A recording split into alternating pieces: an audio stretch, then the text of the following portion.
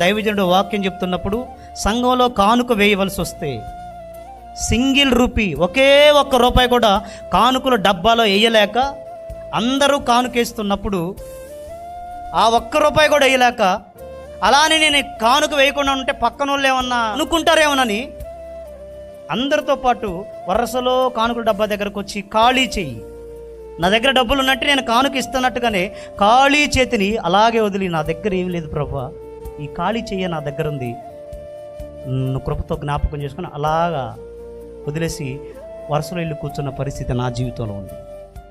ఆ రోజు కానుకల డబ్బా దగ్గర గుప్పిలు విప్పేటప్పుడు ఏడ్చాను.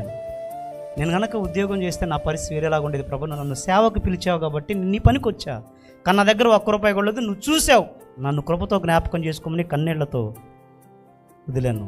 తెలుసా, అప్పటి నుంచి ఇప్పటి వరకు నా జేబు ఎన్నడూ నా ప్రభు ఖాళీగా ఉండనీయలేదు.